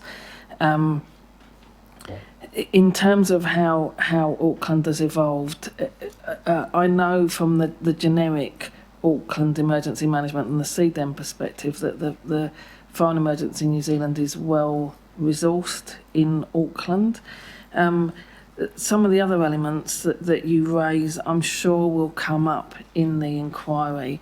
And to reassure you, we've agreed at the coordinating executive, which works across the civil defence sector, that all of the parties will do their own lessons learned, and then we will amalgamate those cross-Auckland lessons. We work very closely with the coordinating exec, not just in meetings but in workshops as well, to make sure that we are on a constant evolution and constant learning process, because all of these things are good learning opportunities, always. Thank you very much for that. I think they're all really good questions, and I just want to convey that it was not only Ron Devlin that was the main CEO that said it to me, but a number of the other experienced officers as well, that over their entire firefighting career, they'd never worked in such a difficult, complex, and big fire in their lifetime. And it is new, but it may not be the last time. And it really will be important to get those lessons. I know the Firefighters Union have raised a number of issues. Well, maybe there's a bit of lobbying going on there, but we do need to know that we are properly set up. And I think getting that report back and absorbing that, and another aspect of that will also be, a couple of us looked at the material that was the acoustic baffle in the ceiling, and it's the stuff that I would light a fire with. It's like kindling, except it's straw. And, as a layperson, I think, is that the right thing to be doing? Is that, to have flammable material like that in it? Is this an extraordinary and unusual event, or is this a risk because Spark Arena has the same material? So I think we will be looking for those wider answers when we've seen the reviews as well. And, sorry, Councillor. No, sorry, I just was recommending.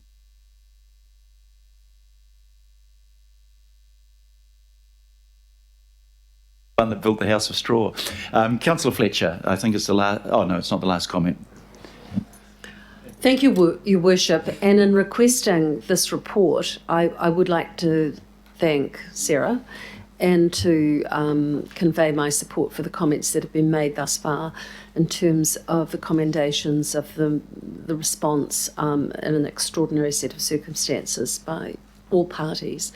But in asking you for this report, I was also asking you to help us understand the status of other events that we have coming in Auckland and how we are going to be able to respond appropriately. So there were two sections to my request for information. Obviously, hosting APEC and so forth, we are very fortunate to have the Aotea Centre and other facilities and things, and they're not ones that I want to direct to you, Sarah. So just seek your guidance, Your Worship. The other part of the information that I sought. That's a very valid question. I'll ask Stephen to comment on that, just to reaffirm that the Prime Minister asserted very clearly on a visit up here that there was no question other than that Auckland would host APEC. We're the only centre in New Zealand capable of doing that. 10,000 people in Leaders Week. The good news is that we will have the hotel accommodation because we've been building 1,000 hotel rooms a year, and I think the Horizon Hotel has not been seriously affected. And Graham Stevens said to me that he hoped that he would have that up and running before the convention centre. But I'm working on the assumption that given the delays that were already occurring, that we will not have the International Convention Centre ready by the end of 2021. If I'm wrong, I'm happy to be proved wrong. Yeah. But that there is a plan, there was always a plan B, even before the fire, where Council and the Ministry of Foreign Affairs have been working together and have alternative arrangements, of which we can't say a huge amount, one for security reasons and two for commercial reasons. But I will ask Stephen to speak to the point. Yep, thanks, Chair. Yes, so APEC organisers is obviously have been very active. APEC is being organised by the government.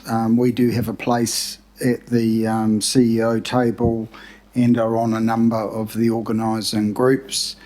And as Mayor Phil said, there was already sufficient concern about the planned opening date for the International Convention Centre that had triggered alternative plans, and those plans are in place and they're confidential, and the Prime Minister has made it really clear that APEC will be hosted in Tamaki as planned.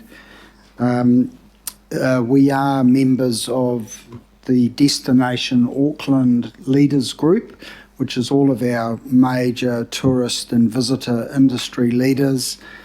Graham Stevens is on that group as well, and Deputy Mayor Cashmore and I have been participating in that group since the launch of Destination 2025 last year.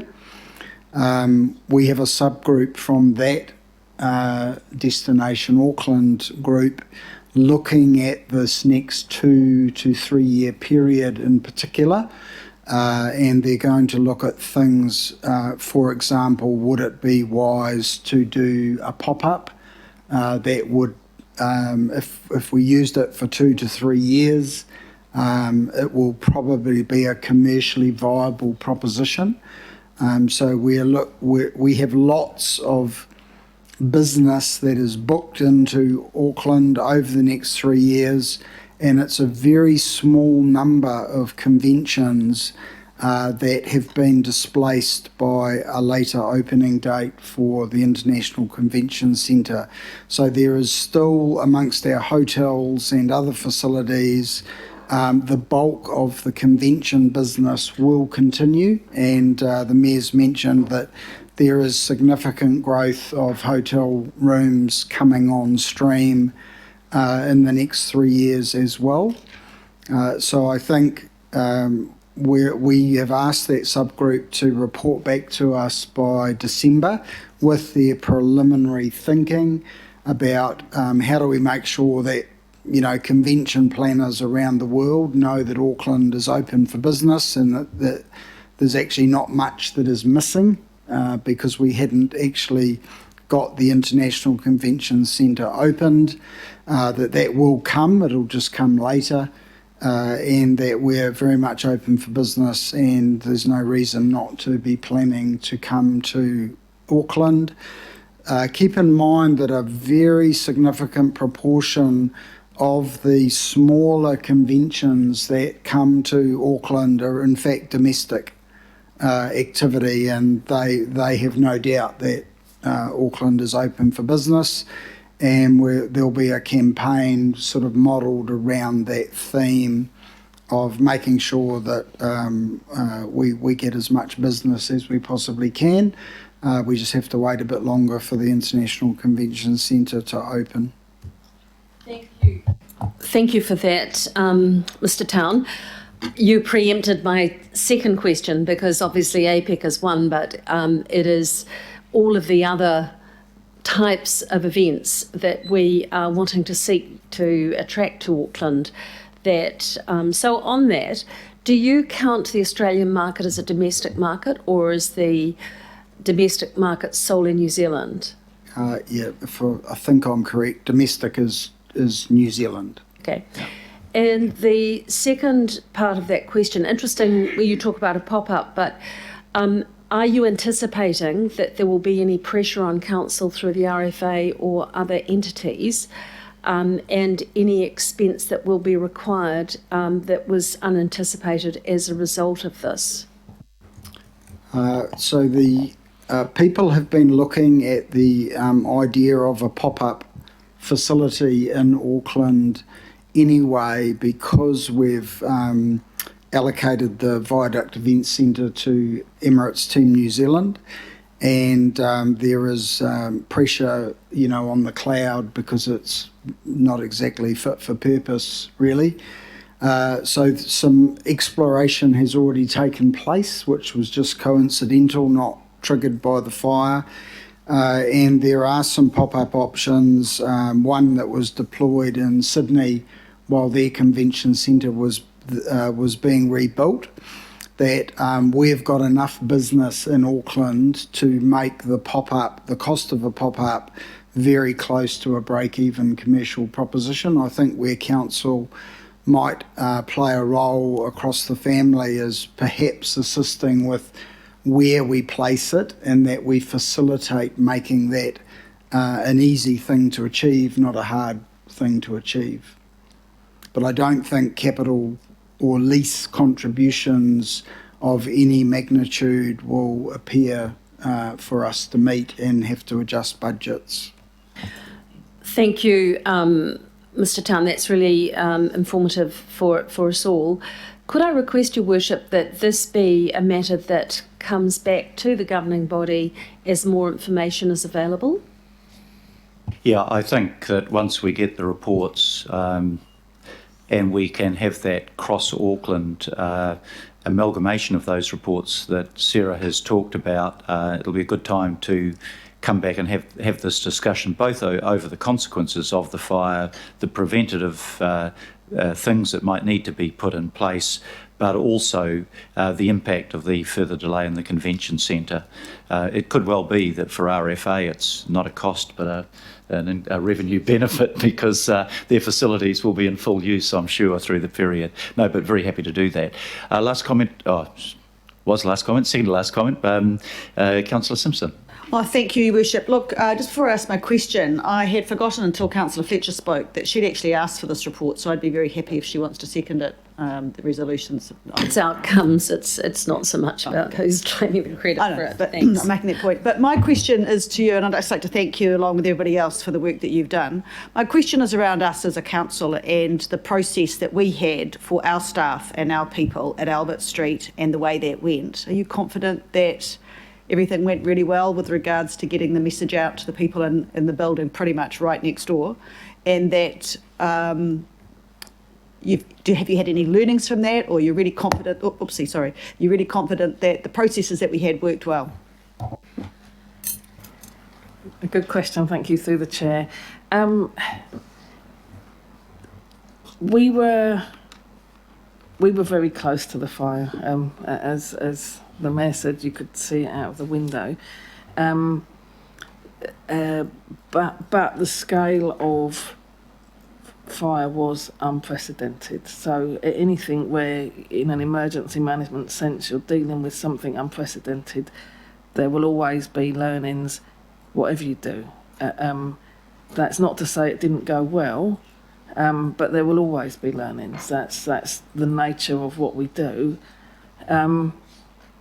We were very quick to do things like close down the air conditioning systems, which in the long term for us made it much easier to go back to the building. So that was good. We initiated crisis management really early on. Whilst the emergency management is dealt with by the emergency management group, the ELT initiate crisis management for the council. So we initiated that and worked alongside Auckland Emergency Management on dealing with how we communicate with staff, how we pursue business continuity. As part of our lessons learned as council, we are looking at how well all the different departments felt their business continuity went. And there will always be improvements, like I say, because that's the nature of what we do. But as a response, we made a really, really quick response. And if we're thanking people, I've got to take my hat off to the property people who were amazingly responsive. They were literally coming in at between 4:30 and 5 a.m. in the mornings on the Wednesday, Thursday, Friday to check the building. So we had a really, really good response. They were very diligent. They kept wanting to move me out of my office. Second to last question is Councillor Cooper. Yes, Mr. Mayor, a few conversations where you were saying, well, I'm in my office, it's not very good for my breathing, but I'm still here. Anyway, so I guess the captain has to stay on the ship until it sinks. So just my question was around the pop-up, because I'm really mindful that we've got the Cloud, which is a pop-up, and it's nearly 10 years old, and we've had to repair it in a recent storm. We've got no plans for it, but it cost us a fortune, and it doesn't get its full use.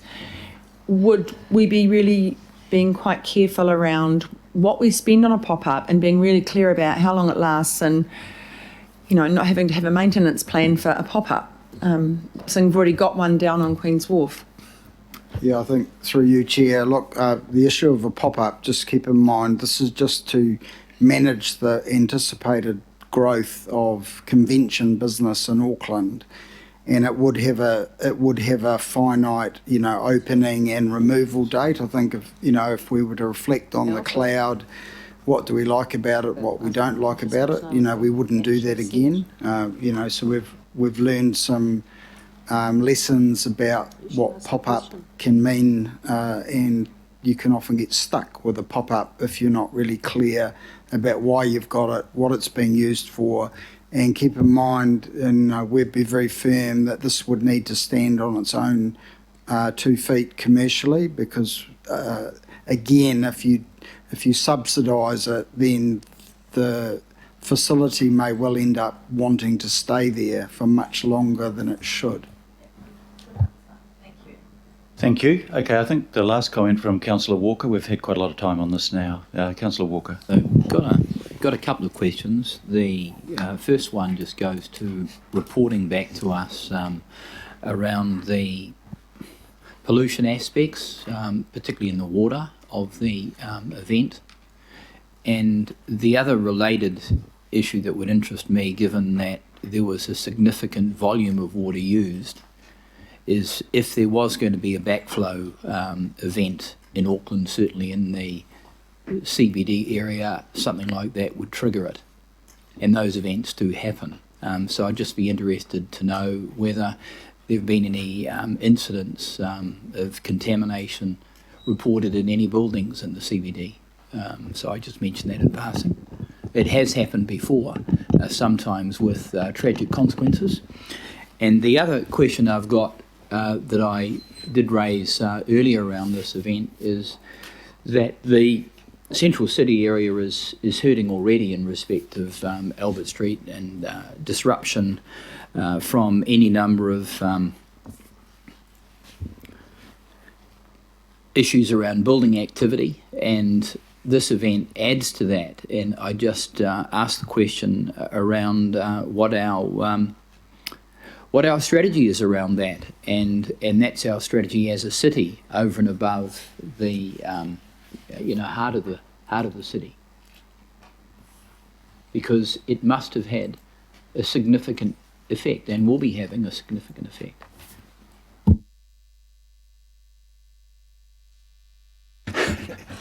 Through the chair. So yeah, the pollution aspects of the water, and of the air. When the event happened, we were actually on a high wind watch. So although the effects were felt locally, they dispersed fairly quickly. These are acute rather than sort of chronic, ongoing incidences. So the water quality monitoring and the air quality monitoring may well have had a blip, but it would have been a blip. And certainly the water quality now is back to normal, as is the air quality. But the air quality has been affected by things like Guy Fawkes. It was a significant volume of water. It was the volume of water that went onto the fire was 26.7 million litres. Oh, that's right. So we know that from the heat, we would expect about a third of that to disperse just from the heat, and the rest of it to run off. We haven't heard anything about building pollution. I think that there were some elements that council would have an interface with, but some that we wouldn't. You know, for example, if people were concerned about the air in their workplace in a confined environment as opposed to the open air, that would be a conversation with WorkSafe. And I'm sorry, can you re-ask me the backflow question, because I'm not sure what you were referring to. Substantial drawdown of water, and in this instance the drawdown of water was huge. Instead of water pressure going into buildings, water can be sucked out of buildings, and if you've got cross connections, and there are any number of instances where you've got cross connections in any number of buildings, if there's a direct cross connection, the contaminant flows back and then resurfaces in another building, conceivably, or within the same building. And if people are unaware of that, often they can be poisoned, and that actually happens. So I guess my questions go to the nature of a coordinated response around this sort of event, as it goes to pollution, as it goes to the movement of other contaminants, and just what our preparedness is. And my view is our preparedness may not be that great. So there may be a number of learnings, and that's what I'd quite like to see some reporting back on. That might, for example, go to the Civil Defence Committee, for example, though whether it's Civil Defence remains to be seen. But where is it going to come? Okay, I think maybe Civil Defence is a good place, Wayne, as your Deputy Chair. You could take it there. I think that'd be good. Just on your last point, obviously Council can't be the backstop for every disaster that happens, and we can't bail everybody out. And I don't think there was any real expectation that Council would meet extraordinary costs of lost business. It's a force majeure, really. On the issue of Albert Street, however, you'll be pleased to note that we did make progress with government, and that they have concurred with our proposal to set up a small hardship fund. And I convened a meeting with the Albert Street, or with the Heart of the City actually, and CRLL, just to make sure that CRLL knew what the expectations of Heart of the City is. We might not meet that expectation, but there will be some assistance given to extraordinary hardship cases. I have had one last request, which is from Councillor Bartley for a comment. Thank you, Mr. Mayor, and through you, thank you, Sarah, for your report. I just wanted to know, if it was unprecedented, how did we prepare for it? Was there a plan? Are you satisfied with the initial response by emergency services and those other agencies that were involved? I was on the ground for about an hour just watching everything, and some people had masks, some people didn't. The ones that seemed to take control of the situation that I could see was actually the construction workers. They were the ones directing traffic, dealing with the public while the fire engines were coming in, and then the police came through. So from my own basic perspective, it didn't look like there was much coordination or leadership going on there. So I'm just wondering what your thoughts were around that. Through the chair.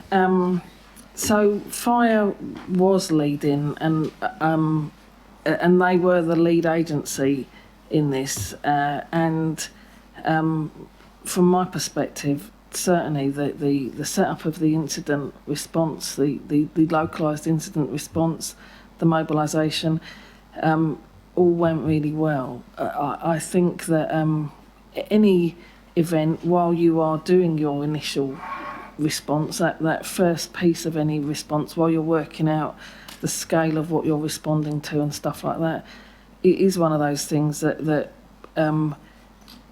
people do what they need to do. That's the nature of emergency response. But from my perspective, it was really well coordinated. The plan. Our role in emergency management as Auckland Council, as you know from being on the committee, is a coordinating role, and the coordination across the entities went really well. We had really good communications with each other, really early indicators of whether or not there were problems. So there was good communication. Was there a plan? There isn't. The way that we respond to things, the plan is to coordinate well together. I don't think there's a sort of, certainly not for emergency management. I don't know if there are plans. There aren't plans for this is what we'll do for a level 6 fire type thing.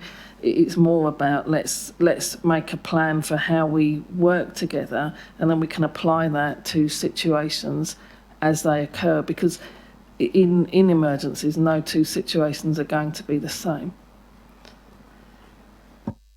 Thank you. In putting the resolution, can I just also acknowledge, Sarah, the work that you and your staff put in, and maybe we can, after we've passed the resolution, we can acknowledge that by acclamation. So the resolution has been moved and seconded. All those in favour, please say aye. To the contrary, no. Carried. And thank you very much for the hard work you put in. Right, we're in the home straight now. Let's motor through the last items here. If I can get Marguerite Delbay to come to the table for item number 15, the governing body meeting schedule for November and December. And you'll be pleased to see that we finish up Friday the 13th. That's nothing to read into that. And we'll have the 3-year schedule that'll come on the 26th of November. But I'll move accordingly, seconded by Councillor Filipaina. And Marguerite, you might just like to talk to that schedule. So through you, Mr. Chair. So we are in the process of developing a 3-year schedule, but we're in the process of taking back so analysing the feedback that you've all sent about your preferences for meeting times and meeting and the structure of the calendar, noting that some of you have noted the difficulty to organise certain meetings. And for instance, some of you have asked if we could move local board meetings, or which is not practical, although we can certainly let the local boards know what would work better for the governing body. So there's obviously a range of views which we will summarise, and we'll be working with you, Mr. Mayor, and your office, just to try and come to a compromise that we'll bring back. So in the meantime, the schedule that you've got in front of you, which Sandra has very ably developed, is just for the rest of the year. And she does note in the report that the pattern that you see here for the remaining of the year is not a sign of the pattern for next year. This is just for, there's no particular science in those 2 months. And we'll take all your feedback on board for next year. Thanks, Marguerite. There has been discussion around the timing of our committee meetings. I've got to say there is no total consensus around that, and there is some reluctance on the part of many people referred to me personally that they don't want to meet into the evening when they have meetings, but we'll discuss that on the 26th of November and go through those points then. I was joking when I said we'd all be finished on the 13th. The formal meetings will be finished on the 13th. I know that many of us will have quite a lot of work to do between then and Christmas. Councillor Watson. Thank you. Just a quick question, Marguerite, and this is probably not the forum, but I'll raise it anyway, and that is to do with the form of workshops in the council's schedule during the election campaign. One of my opponents was certainly very critical of my apparent lack of willingness to open it up, workshops up to the public, as indeed happens with a number of local boards. She may have been receiving information from here, but as it turned out, that wasn't too fruitful. But I just asked then when that issue can be raised in amongst the other ones, because we have a little bit of a disconnect where local boards are having workshops open to the public and the governing body isn't. I know there'd be times when it wouldn't be appropriate, but I'm suspecting the times when there would be. So for consistency in the 2 arms of governance, I'm just wondering when that discussion can be held, because I would be supporting opening them up. No, incorrect. Marguerite, to comment on that, I think there probably are workshops that we could be public inclusive rather than exclusive, and there are others that have the opposite characteristics, but is that one of the proposals that we'd be looking at on the 26th? Through you, Mr. Chair, that is not something that we had envisaged. So we certainly wanting to be very clear about the purpose of workshops. This has been a piece of feedback that has been consistent about just being clear what the workshops are for and what kind of workshop it is, i.e. It could be just an information workshop where the level of detail that needs to be conveyed would make the general meeting very long, or it just gives you an opportunity to ask some questions. We're very clear that the workshops are not decision-making places, so so they can be information. They can be just open, free and frank discussions for staff to get some direction from you all about certain policy matters, and so those are, I think, would be changed if they were open to the public, because it just removes that free and frank aspect, which is quite important. Yeah. So this is a debate that was held at local board. So without protracting matters, I guess, and not causing a revolution, Mr. Mayor, I'm just opening that up as something I'd like to put on the table to discuss and to maybe come to some pragmatic response that's in keeping with some of the other things that are happening in the organisation. No, I think it's a fair matter to raise, and perhaps officers just could give a little more thought to that. As to, we generally work on the assumption that workshops are closed, but that might not always be justifiable. So maybe we could think on a case-by-case basis where actually it would be totally appropriate to have the public there, and there'll be other occasions equally where you want to have a free and frank, and a proposal or a suggestion that you might want to raise to see the debate around it, if it's in a public session, might be totally misinterpreted as a proposal that you're putting forward. So I just I think it's worth the discussion though, and there may be some more flexibility we could apply there. Okay, any further comments or questions on this? So it's been moved and seconded. All those in favour, please say aye. To the contrary, no. Carried. The next two papers are information only. The decisions made under delegation during the election period, which are pretty self-evident. I'll move accordingly, and Councillor Casey has seconded. Councillor Darby, have you got a query? Yes, there's something that's been signed off there. I was asked, as I think the Mayor and the Deputy Mayor and myself under resolution were given authority to deal with these issues in that pre and possibly post-election period. And it was related to the Waitakere Rangers Golf Course licence, and my response to the staff, I just can't find the email now, but it is there. I said to the staff, I thought there was no urgency in signing that off. It had been hanging around for a long time. So I'm just wondering, my feedback was given. I was one of three that was delegated, the Mayor and the Deputy. I heard nothing else, and now I'm reading that it has been signed off with the Chief Executive's authorisation. It was something I actually made mention to Councillor Cooper as the then ward councillor and now the ward councillor, and I also mentioned it to the chair of the board out there and now a councillor, and both said, yeah, good call, we should treat that with that later on. So can someone explain the process that has arrived at this being signed off now, when my feedback, I don't know what the feedback of the Mayor and the Deputy Mayor were, because there was a clear process in place. I want to know how it was followed.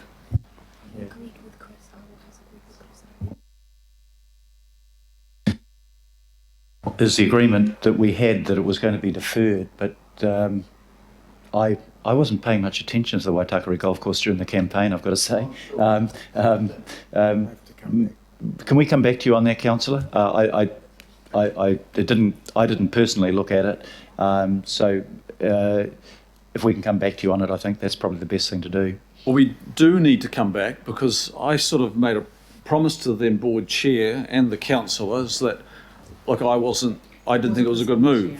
This is not the board chair. Oh, sorry, not the board. Greg was, yeah. Sorry, Yeah. I actually meant, I discussed it with you, Councillor Henderson. Yeah. Okay, I've taken the point. This is a very long lease. I don't know the answer to your question, and I'm not sure that the top table does either, which is interesting. And Councillor Henderson, you've got the same query, have you? Yes, Councillor Darby stole my question a little bit. But I've, just to let you know, I've had a chat to the Waitakere Rangers Local Board Chair as well, who have no issue in principle with the lease, but also wanted to query why the hurry on that. So we'll come back to that, I take it. If I can ask Marguerite, are you the appropriate person just to come back to us on that, and we'll get an answer. It's a fair question. Okay, so holding over the answer to that, this is just a noting report in any case. Sorry, Councillor Newman has a comment. Yeah, two things. I think it's a trifling one, but the reference to the attachments on B, it should be a national policy statement on urban development, not urban design. But so if that could just be adjusted. But with respect to the submission, I mean, I think the submission was quite a good one. My concern is, and it can't be addressed here, but maybe officers could advise on what happens next, and specifically what will happen in terms of a further engagement with central government around the very important matters that are addressed in the proposed NPS on urban development, which has very significant planning and consequential infrastructure implications, particularly if there is a desire to embark on substantial development in greenfields locations. So I note that this is a noting report of matters that were addressed during a certain period in time, but the policy implications of this are more significant than that, and I would like to have a further reflection with those departmental officials if that is an opportunity to do so, because I am concerned with the government the minister taking a decision around an NPS on urban development without fully understanding the infrastructure consequences to this council. Okay, any response on that, Marguerite? Is that's something that will come back to the committee on? It's a submission. I think you said, Councillor, you were happy with the submission, but there'll undoubtedly be further discussion in this area, which is pretty central to what we do as a council. But I'm not sure of the next time that it will come back.